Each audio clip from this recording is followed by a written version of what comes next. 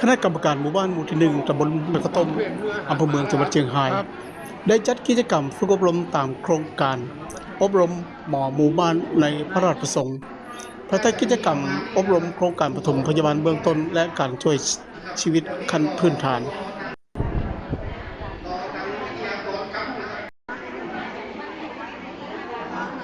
ก็สำหรับวันนี้นะครับก็จะเป็นการอบรมนะครับโครงการอบรมหมอหมู่บ้านในพระราชประสงค์นะครับเป็นกิจกรรมการอบรมนะครับโครงการปฐมพยาบาลเบื้องต้นและก็การช่วยชีวิตขั้นพื้นฐานนะครับโดยคณะกรรมการหมู่บ้านหมู่ที่1บ้านแม่กะต้มนะครับตำบลแม่กะต้มนะครับและก็โครงการนี้นะครับได้รับการสนับสนุนนะครับจากการบริหารส่วนตำบลแม่กะต้มนะครับจากปีงบประมาณ2569นะครับเพื่อให้ทางพ่อแม่พี่น้องหมู่ที่1นะครับ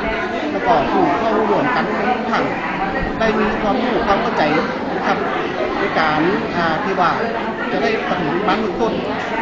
และก็การช่วยชีวิตขั้นพื้นฐานต่อไปครับการจัดกิจกรรมครั้งนี้เมื่อวันเสาร์ที่22สิงหาคมพุทธศักราช2569ณศาลาอเนกประสงค์หมู่ที่1บ้านแม่กะต้มตำบลแม่กะต้มอำเภอเมืองจังหวัดเชียงรายโดยมีกลุ่มเป้าหมายเป็นประชาชนในชุมชนจำนวน60คนเข้าร่วมการฝึกอบรมเพื่อสร้างความรู้ความเข้าใจและทักษะในการช่วยเหลือผู้เจ็บป่วยหรือผู้ประสบอุบัติเหตุฉุกเฉินได้อย่างถูกต้องและก็ทันท่วงที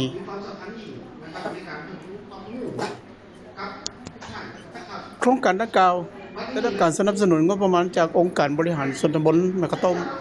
ปีงบประมาณพุทธศักราช2569สำหรับสาระสำคัญของการฝึกอบรมมุ่งเน้นให้ผู้เข้าร่วมอบรมมีความรู้เกี่ยวกับการปฐมพยาบาลเบื้องต้นที่ถูกต้อง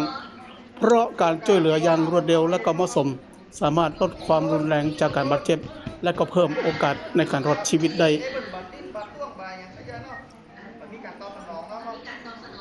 เนื้อหาของการฝึกอบรมประกอบไปด้วยการช่วยเหลือผู้ที่มีอาการอาหารติดคอการห้ามเลือดในกรณีเลือดออกรุนแรงการปฐมพยาบาลผู้ได้รับบาดเจ็บจากไฟไหม้และก็น้ำร้อนลวก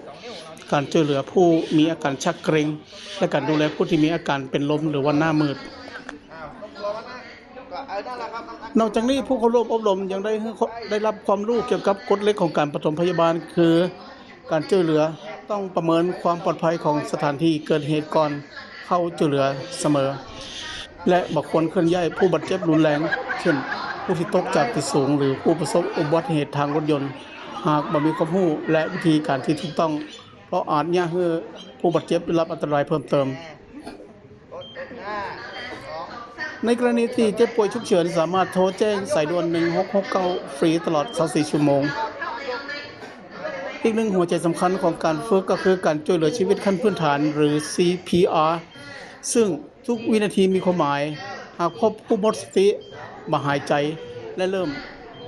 มช่วยเหลืออย่างรวดเร็วด้วยการทำ CPR สามารถเพิ่มโอกาสในการรอดชีวิตได้สำหรับประชาชนทั่วไปแนวทางการช่วยชีวิตขั้นพื้นฐานประกอบไปด้วย 1. เมื่อประเมินความปลอดภัยของสถานที่เกิดเหตุก่อน 2. ปลุกเรียกแล้วก็ประเมินการตอบสนองของผู้ป่วย 3. โทรขอความช่วยเหลือที่หมายเลข1669แล้วก็ให้ผู้อื่นแล้วก็ให้นำเอาเครื่อง AED มายังจุดเกิดเหตุโดยเร็ว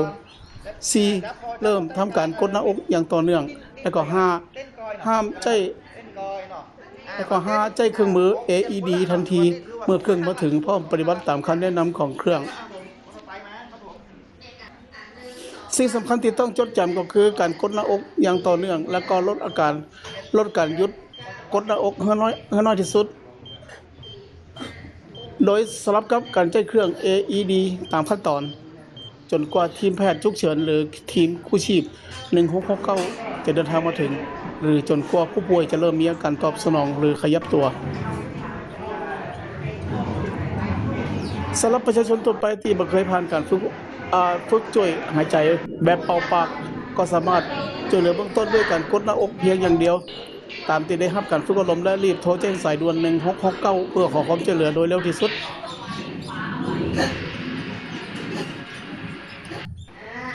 การจัดกิจกรรมในครั้งนี้นับเป็นอีกหนึ่งกิจกรรมสำคัญของการเสริมสร้างศักยภาพให้กับประชาชนในชุมชน เพื่อมีความรู้และก็ทักษะในการรับมือกับสถานการณ์ฉุกเฉินสามารถช่วยเหลือตนเอง คนในครอบครัวและก็ผู้ที่อยู่รอบข้างได้อย่างถูกต้อง เพราะในสถานการณ์ฉุกเฉินทุกวินาทีมีค่าความรู้เพียงเล็กน้อยอาจช่วยเหลือ และต่อชีวิตของใครบางคนได้ คณะกรรมการหมู่ที่ 1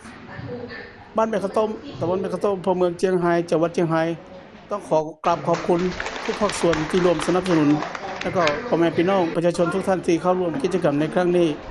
เพื่อร่วมกันสร้างชุมชนที่เข้มแข็งปลอดภัย และพร้อมช่วยเหลือกันในทุกสถานการณ์